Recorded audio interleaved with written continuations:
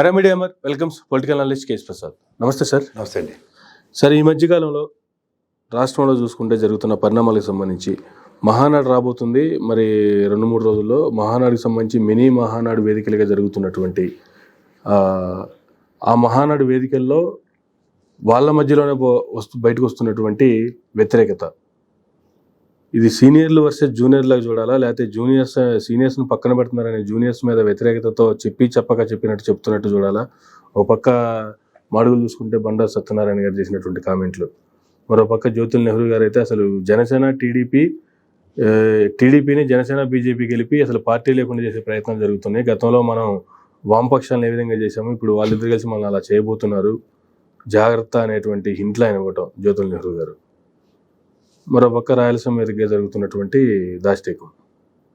ఇప్పుడు ఓవరాల్గా ఇది మినీ మహానాడు అనే వీటి మీద నేను ఎప్పటి నుంచో చెప్తున్నాను. మహానాడు తర్వాత చాలా ఇష్యూస్ పాపప్ అవుతాయి సార్. అంటే తీవ్ర పరిణామాలు పెను మార్పులు సంతరించుకోబోతున్నాయి మహానాడులో. సో దాని అవుట్కమ్ ఎలా ఉంటుందంటే, ఇప్పుడు ఎంత కాదన్నా ఇప్పుడు బండా సత్యనారాయణ గారు ఉన్నారు, is a senior most, senior most MLA అయి ఉండి సీనియర్ మోస్ట్ గా ఉంటూ కూడా నియోజకవర్గంలో ఏ పనులు చేసుకోవాలని నిస్సాయ స్థితి అంటే మేమేమి చేసుకోలేకపోయాం అనేటువంటి నిస్సాయతను ఆయన వెలిపిస్తున్నారు. ఆబ్వియస్లీ అతనికి ఆల్రెడీ పెందుర్తి నుంచి మార్చిచ్చారు. రెండోది ఏంటంటే, మాడుగుల్లో గెలిచిన తర్వాత ఇప్పుడు అక్కడ లోకల్ ప్రాబ్లమ్స్ ఓదాంతరతలు అలా పైలప్ అయిపోతున్నాయి అనుకోండి. సొల్యూషన్ ప్రాస్పెక్టులు లేనప్పుడు ఒక పక్క సంక్షేమం అన్నది ప్రజలకు ఇస్తామని భయంకరమైన ప్రామిసెస్ చేసి వచ్చారు. సో స్థానికంగా వీళ్ళే ఉంది పైపైన గాలి కబుర్లు చెప్పుకుని పెద్దలు జరగొచ్చేమో, కానీ వాస్తవానికి గ్రాస్ రూట్ లెవెల్లో క్షేత్రస్థాయిలో ఉన్న నాయకులు, కార్యకర్తలు అండ్ స్థానిక ఎమ్మెల్యేలు చాలా తీవ్రమైన ప్రభావాలను ఎదుర్కొంటున్నారు.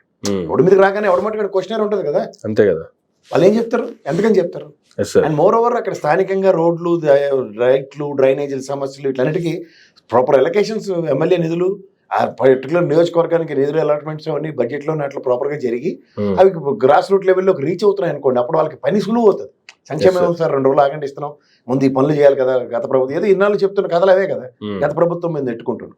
అది ఎప్పుడైతే జరగలేదు, ఖచ్చితంగా 1 year time is not an ordinary thing కదా. 1/4 టైం అయిపోయినట్టు ఆల్మోస్ట్. లాస్ట్ 1 year ఎలక్షన్ ఇయరే, వీళ్ళకి అంత డిస్క్రిప్షన్స్ ఉండవు, ఆ చేతన స్థితిలో గవర్నమెంట్ ఉంటుంది. ఆ ఎలక్షన్ కమిషన్ ఎవరికైనా తెక్కరేసిందంటే అది మొత్తం ఆ డీజీపీని మార్చి తీసుకుని సిఎస్ని మార్చి అసలు పనిగా చేయనివాడు 6 నెలల పాటు.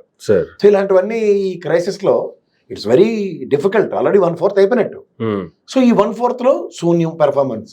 వాళ్ళు ఏం చెప్పారు, అభివృద్ధి సంక్షేమం 2 కాళ్ళ మీద పరిగెంటించేశారు, చంద్రబాబు గారు మించిన వాళ్ళు లేరు, ఇవన్నీ చెప్పారు.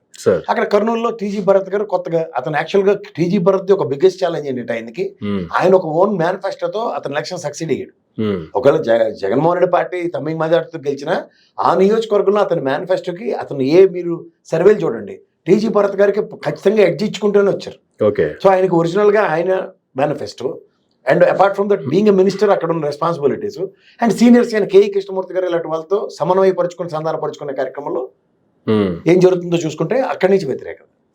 ఈ మార్పు కనిపించకపోతేనే ఖచ్చితంగా నేను రంగంలోకి దిగవలసి వస్తుందని కేఈ కృష్ణమూర్తి గారు చేద్దామని. ఇంకా మిగిలింది ఆ జ్యోతుల్ నెహ్రూ గారు అయితే అక్కడ వాస్తవానికి చాలా భయంకరమైన సిచ్యువేషన్స్ ఉన్నాయి ఉభయ గోదావరి జిల్లాలో. పైకిళ్ళు చంద్రబాబు నాయుడు గారు, పవన్ కళ్యాణ్ గారు, లోకేష్ గారు, మీ అన్నదమ్ములు పెద్ద ఆయన కింద 15 ఏళ్ళు పనిచేస్తే ఇవన్నీ అక్కడ స్థానికంగా ఏం లేవు.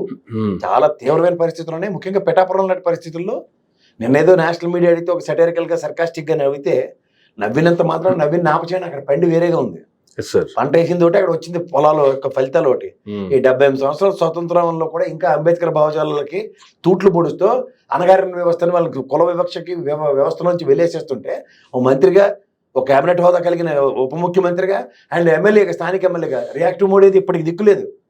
కనీసం నియోజకవర్గం కూడా వెళ్ళలేదు. స్థానికంగా నియోజకవర్గంలో ఉన్న వరమగారు లెటర్లు సతమవుతున్నారు.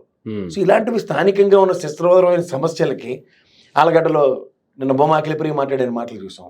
అలా నెక్స్ట్ గంటా శ్రీనివాస గారు అబ్బాయి పేలిన సందర్భ పేలాపాలు, ఇవన్నీ పరిపక్వత లేని రాజకీయాలు కొట్టొచ్చినట్టు సంవత్సరం ముందు కనబడుతుంటే సీనియర్స్ ఏమవుతుంది?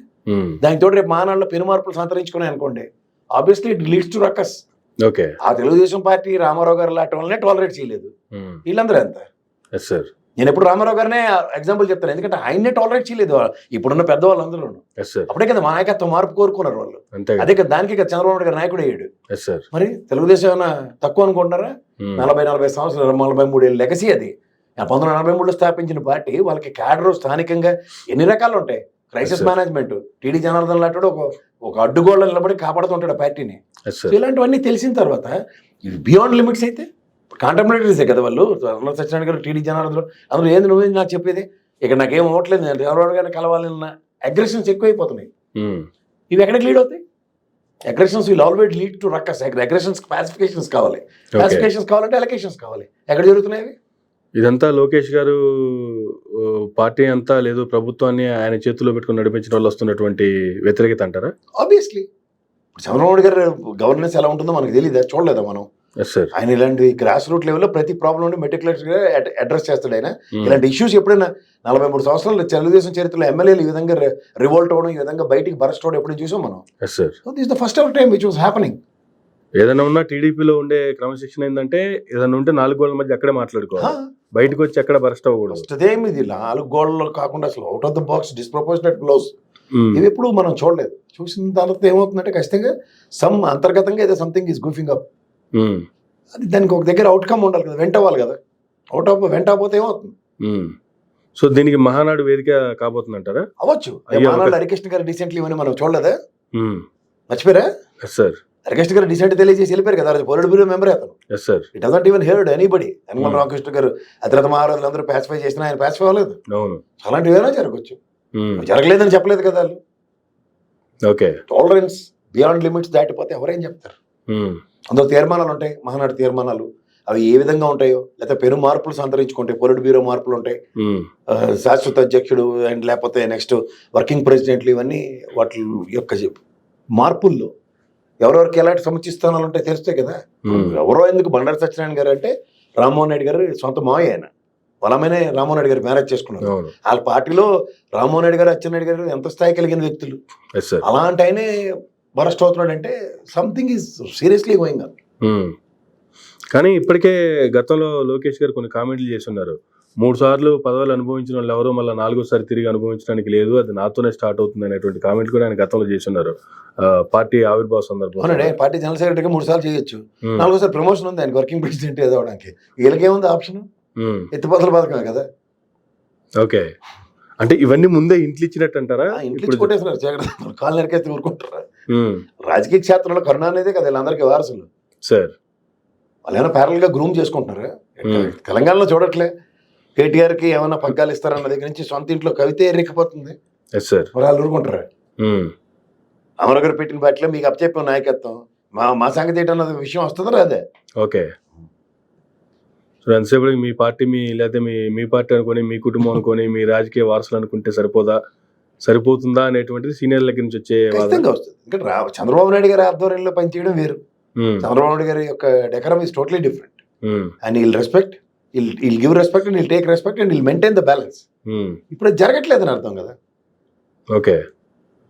కానీ చంద్రబాబు నాయుడు గారి లెగసీని తీసుకుంటా అనుకున్నటువంటి లోకేష్ గారు ఆయన రాజకీయ దాన్ని కూడా తీసుకోవాలి కదా. ఆయన చేసినట్టే సీనియర్లు కూడా కలుపుకుని పోవాలి కదా. అలా అటువంటి పరిస్థితి ఎందుకు? చంద్రబాబు గారికి ఎప్పుడు ఒక కోర్ టీం 57 మంది ఉంటారు. కోర్ టీం ఆయన రామారావు గారి దగ్గర నుంచి, పార్టీ తీసుకున్న దగ్గర నుంచి వాళ్ళే బ్యాక్ బోన్. ఆ బ్యాక్ బోన్ లో ఇలాంటి వాళ్ళు చాలా మంది ఉన్నారు సార్. సో వీళ్ళందరికీ డెంట్లు పడుతున్నాయి అనుకోండి, ఎక్కడికి లీడ్ అవుతుంది. ఓకే.